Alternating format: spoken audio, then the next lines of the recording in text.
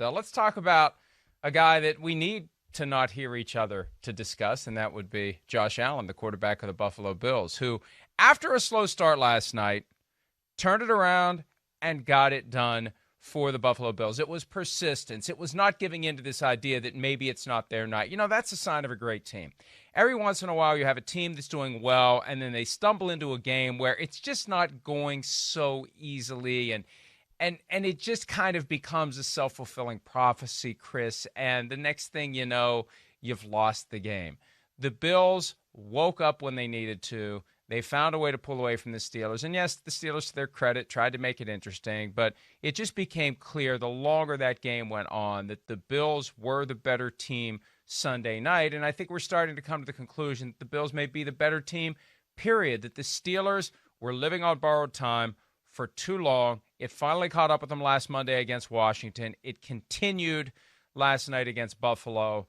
And it gets no easier down the stretch. After a brief respite against the Bengals, they've got the Colts, they've got the Browns, and they really do have to worry now about potentially losing the division to the Browns. The Bills, by all appearances, don't have to worry about losing their division to anyone. They're on track for their first division title in a very long time. Yeah, well, I mean, first off, can you hear me yet, or are you still not hearing me? I hear you. Oh, good. I hear you. I kind of liked it better when, I was getting used to not hearing you. Oh, I and did all not of a sudden, like it better. my life was a little brighter.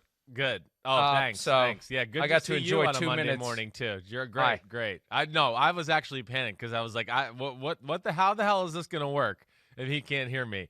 But I think you said a lot of the right things because I've been able to hear you throughout here.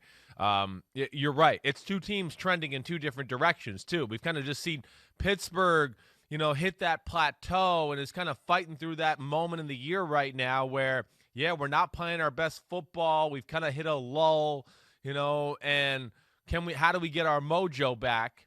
And we saw Buffalo go through that like earlier in the year, but Buffalo, on the other hand, like you're saying, Mike, I mean, they're trending upwards to where I think every week we look at them and we go, no, this is a real deal team. This is no longer just hey, an AFC fun to watch you football team. They showed again last night they are capable of winning games different ways, and I think that's what we're seeing here lately with Buffalo. Hey, Josh Allen. He plays pretty smart football. Yeah, it's dangerous at times or whatever, but he's capable of adjusting to a defensive struggle type of game. Their defense, Buffalo, has certainly got their feet underneath them in all aspects of it, and then playing a one-dimensional Pittsburgh team certainly helped them, but they're playing so much better on that side of the ball. There's a little semblance of a running game. I just think you're seeing Buffalo. Yeah, it doesn't always have to be Josh Allen, 350 yards air show. They're showing you they can do it a lot of different ways, which you and I both know will translate to success in the AFC playoffs. And look, let's not forget what month it is. It's December. This is the month where the teams that are serious about making a run at the championship step up. This isn't the time to slide into a slump and lose multiple games like the Steelers have done. This is not an encouraging sign. You want to be winning. You want to be looking good. You want to be on the verge of dominance in December so you can carry that into January when your season is riding on every single game. And we saw the jinx get put on Justin Tucker last week by Troy Aikman and Joe Buck when they were going on and on about how he never misses a kick inside of 40 yards, and they went on, and then he missed the kick. Last night, our guys, Mike Tirico and Chris Collinsworth, did it to Ben because they were talking about how he never throws interceptions and no interceptions and then the pick six. That was the moment. That was like the lightning bolt. Yes. That was like, okay, it looked like maybe the Steelers were going to grind it out like they have been able to grind out so many wins this year. That was just the reminder that there is a difference between these two teams. And there's credit to, and there are patterns to every NFL season. And one very real pattern is the stuff we see in September has little relevance to the stuff we see in December. Teams get better, teams get worse. Teams almost never stay the same. And here we are, and you can pick out the teams. You can look at the standings. You can pick out the teams that are stepping up in December. The Bills, to their credit, are stepping up. They are reaching a new level. They're playing these primetime games. They are taking out 25 years of frustration on anyone who is opposing them so they can not just get to the playoffs and lose, like they did last year and they did 2 years That's before right, that. Remember, right. they barely lost. They barely lost to the Jaguars 2017 with Tyrod Taylor. They had the 16-0 lead over Houston and lost that game. No, they want to show up in the postseason and they want to kick butt. And the evidence of that is they're kicking butt now. Yeah, I think you're exactly right. And Mike, I mean, that's the way to put it. I feel like they lost those games to the Tennessee Titans and the Kansas City Chiefs, and they went, wait, we're not where we thought we were quite yet, or we're not quite in that class of the AFC that maybe we thought. And ever since then, it's been really damn good football. I mean, they've only lost on the Hail Murray, as we mentioned a lot of times last week, and they've beaten other good football teams along the way. So within that, yes, they're showing they're battle-tested, resilient, get better, whatever you want to say. And then they have a quarterback that's elite, like we saw last night. Even though it doesn't have to be amazing all game, he still made a few plays and throws that I'm sure the Pittsburgh Steelers players were like, whoa, I can't get over that, or him moving out of the pocket and doing those type of things. So it's a well-rounded football team, that's for sure. And I think they're a major player. I mean, as you saw put in your power rankings last week, Buffalo, I think, is an official top 5 team. I don't expect them to fall off from that here through the month of December, and they're gonna make some waves and some noise in the AFC playoffs. Well, Chris, when we consider the fact that the Steelers lost to the Bills and the Saints lost to the Eagles, it very well could be Chiefs 1, Bills 2 by the time the dust settles sometime tomorrow morning on our power rankings for the week. It's going to be Packers, Bills, Chiefs, not in that order, but I feel like those are going to be the top 3 teams in the NFL. And the Stephon Diggs trade, a true definition of a win-win, because the Vikings are very happy to have Justin Jefferson, a budding superstar, but the Bills are very happy to have Stephon Diggs, a guy who has become not quite icing on the cake, but maybe something like that for the Bills. He continues to play at a very high level, continues to be a reliable target for Josh Allen. One of the big reasons why that completion percentage is so much higher than it was the first 2 years of his career.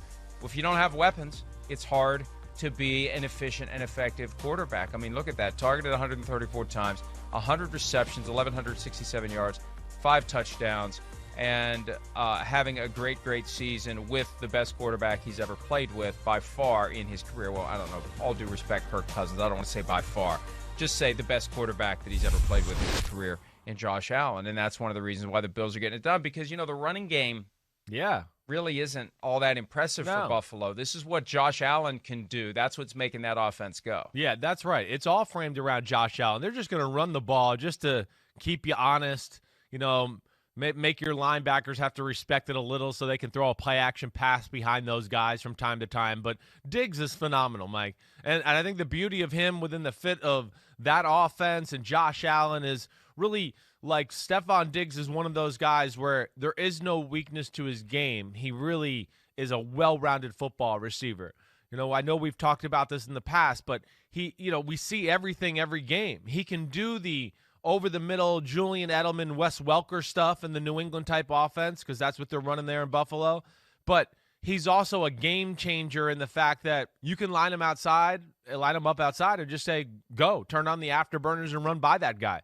And he will command double teams at times and things like that. Let alone he's got great feel for the game. So, yeah, he fits schematically within their system. But then when you got a super freak like Josh Allen who's going to run around and make plays, Diggs all the time seems to be the guy on the receiving end of those. He's got a great feel for where Allen wants to go, the scramble rules, and all those type of things to get yourself open. So it's like they're awesome at structural, schematical football, and then they're awesome at backyard football together, and that's a tough combination to stop those two.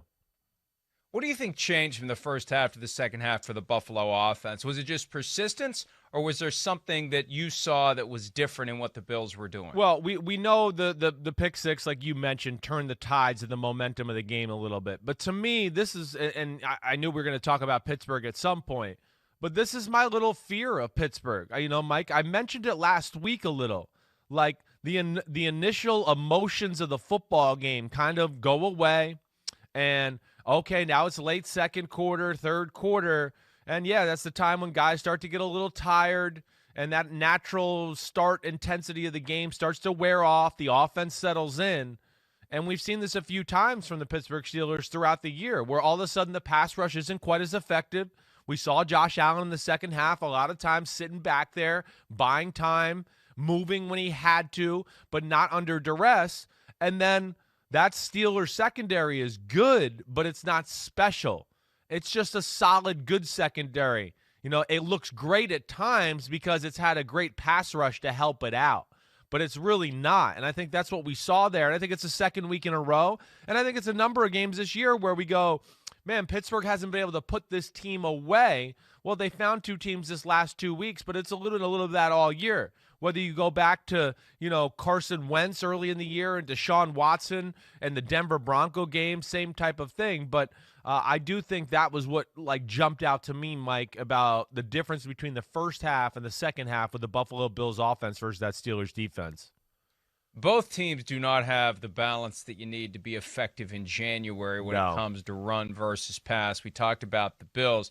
Let's look at the Steelers. James Conner came back last night. We thought it would give their running game a boost. It did not. 10 carries for 18 yards for Conner. They had 17 rush attempts in all for 47 yards, 37 pass attempts, and only 187 yards. That's barely 5 yards per attempt, which is just not good in today's NFL. There may have been a time in the early 70s where that was acceptable. It's not anymore.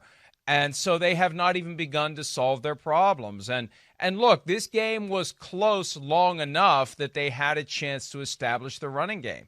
And they just can't. And then whether it's Ben Roethlisberger changing the play at the line of scrimmage or the offensive coordinator, Randy Fichtner, realizing I just have to go in the direction of throwing the ball because it's not that it's working, but the run game clearly isn't. So we got to go with something that may work a little bit, that they just can't get out of this funk.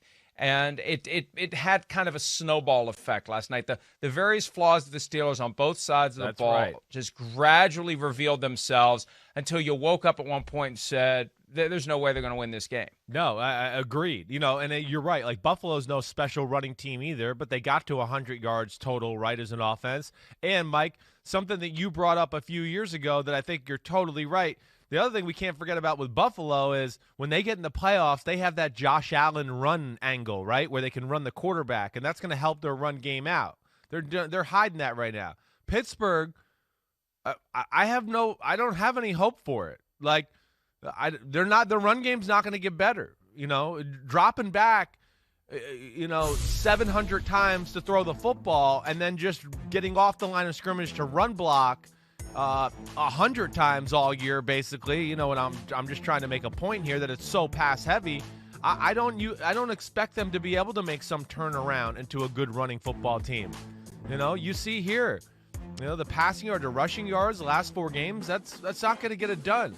Or if you are going to play this way, Mike, like we talked about last week, then you can't drop passes early in the game, and you can't throw interceptions at a quarterback, and you have to play that 4 and 5 yard drop back pass game almost to a perfect level. And that's a lot to ask. And we're seeing, a few mistakes the last 2 weeks end up losses for the Steelers.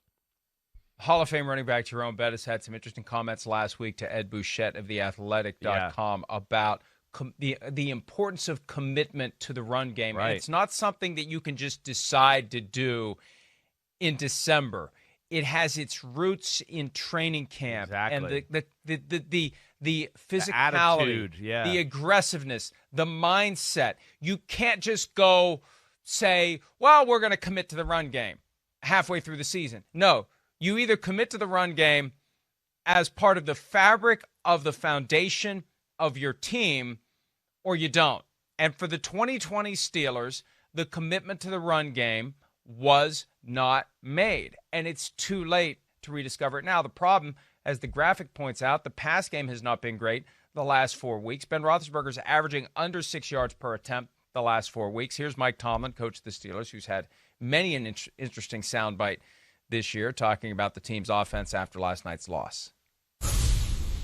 Mike, is there anything that you can think of that can get this offense moving downfield? Are you purposely not working downfield? Everything seems to be so short. Everything's about the short game. We got to win more possession downs and thus possess the ball more and give us more opportunities the more snaps you get, the more opportunities you get to make some of the dynamic plays that you suggest. It starts first with staying on schedule and possessing the ball, and we're not doing enough of that right now, so that makes some of the other discussions, more troublesome. Now that you have a full week before the next game, is that enough time to fix what's going wrong on the offense? Yes. Succinct, concise, yes, to the point. It will get fixed. Look, they played 3 games in 12 days. Yes, and we established last week that plenty of teams play 3 games in 12 days at some stretch in the season. But this is a team that I think is a little worn out, a little beat up. They chose to travel day of the game. The NFL and the NFLPA allowed them to do so just so they could kind of be home one more night. So this is a team that I think very much benefits from the full week to prepare, and the fact that the next team up is the Cincinnati Bengals. That is a way to get back on track and feel good about yourself going into those last 2 games, which will not be easy. But they do have to figure it out. But what can you do at this stage of the season with 3 games left to fundamentally change the nature of your offense? We're at the point where it is what it's going to be, and what it's been isn't great. No, I mean you're right, Mike, and like to the point with like the 12-day thing. You're right. All teams got to go through it, but I will say Pittsburgh had to go through it in a different way. Most teams you get to wrap your head around it for weeks and weeks at a time. Pittsburgh, it was, wait, are we playing? Are we not playing? Are we playing? Wait, now our next game's that day? Holy cow, we got to play then now. And then we have a Sunday night game against Josh Allen and the Buffalo Bills. That's a whirlwind. I think that's a little more emotional and tougher on a football player than the normal 3 games in 12-day aspect, right? I mean, that, at least to me. But, Mike, to what you're saying, I think you're spot on. They've become predictable within their predictableness. Does that make sense? Probably not, but maybe it's a new Simmsism. But we know I'm still stuck. Hey, I'm still stuck on the fact that you dusted off whirlwind. Hey, but go ahead. Hey, watch out! This might really put you in a whirlwind. Watch out here, okay? but we know they're predictable within throwing the football and being in the shotgun. And now they've become even predictive. We know you're going to throw the ball in the shotgun. Now we know you're just going to throw the ball 5 and 6 yards at a time. And it's these little areas we got to defend.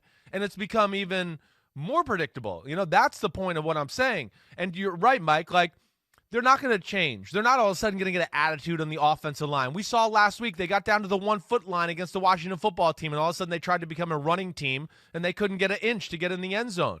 It's not going to change. Jerome Bettis is exactly right. Now, what can change is how you're throwing the football. You can change that. You can start to do, hey, Mike, they got all these receivers, some of the speed sweep, motion stuff. Hey, let's keep a tight end in and let Big Ben sit in the pocket, and we'll have an extra guy or 2 block, and now we can send Juju and Chase Claypool and Deontay Johnson down the field with more aggressive passing patterns and schemes that way.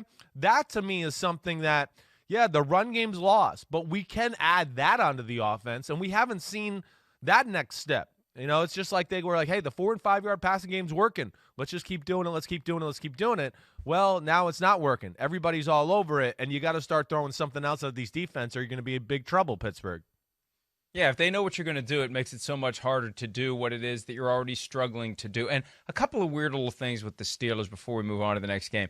Juju Smith-Schuster, we saw the video last night during the game of him doing a pregame dance routine on the Buffalo Bills logo. Well, that's cute and that's fun, and Juju's a good guy, but it pissed off the Bills. Sorry, London. And why? That's gratuitous. It's an unforced error that gets the other team riled up when you don't need to give a good team any more reason to want to come kick your butt. So why do it? What's the benefit of doing this pregame dance routine on the other team's logo? He does it every game, sense. Right? I know, but what's the point? Maybe somebody needs to say to him, hey, Juju, you're pissing the other team off. It may not be the best thing for you to do. Maybe find someplace else to do your pregame dance routine. If it's becoming detrimental to the cause, maybe it's something that we shouldn't do. And then lastly, back to the beginning of the segment when I couldn't hear you and I also couldn't hear what was being piped through. Right. I did see, though, the Eric Ebron approaching Josh Allen while he's doing the interview with that strange passive-aggressive, hey, great game, bro. That's just weird. And I think weird is the best way to describe the Steelers right now. They are just a weird team. And I don't mean that in a pejorative way. I mean that in a I don't get it way. What is going on here, Way? What are you going to do to position yourself to win in January, Way? Am I wrong? Well, I think maybe for me, you're overblowing it a little bit. I mean, Juju's been doing it all year, so I don't know what to say. I mean, we didn't hear about it when they went 11-0. You know what I mean? I'm sure it's pissed a lot of teams off. You're right. I'm not saying it's right or wrong. That's just what he does. He's Johnny social media. He's Johnny TikTok. It's how my kids know him and all that. It doesn't make it right. You're right. But that's just the world we're in right now. What was the other aspect of that you were talking about? Oh, the Eric Ebron thing. The Ebron thing was just weird. It was weird. I'm with you there, but I think did they know each other from somewhere? It sounded like it was like, hey, I know you. I'm just going to say hi real quick. I know you're on TV. Let me get the hell out of here. But, hey, one thing I can count on with the Pittsburgh Steelers is that guy that we watch clips of every week, even though it wasn't good and they ain't been good lately, Mike Tomlin is going to be on their butt this week. And they have a driving force of a guy that, can take some of the weirdness away, like you're saying, and get everybody back on page and be like, what the hell are we doing? And he'll get a few guys in the defense riled up and get them to be leaders in the locker room and get everybody standing tall and on their P's and Q's again. And I have faith in the Steelers. I'm not counting them out yet. I'm not. I think they can make some of those adjustments on the offensive side of the ball. Defense is still damn good, but they're going through a little rut right now, and they got to figure a way to get out of it. Well, that Week 17 game against the Browns could ultimately be for all the marbles in the AFC North, and it's amazing to think that's even a possibility when the Steelers were running away with the division. And of all the teams in the division, to have a chance to catch them, the Browns are not the team that we thought it was going to be. We thought it was going to be the Ravens. Hi, I'm Mike Tirico, and thanks for watching. Make sure to hit subscribe for the latest news and highlights from NBC Sports.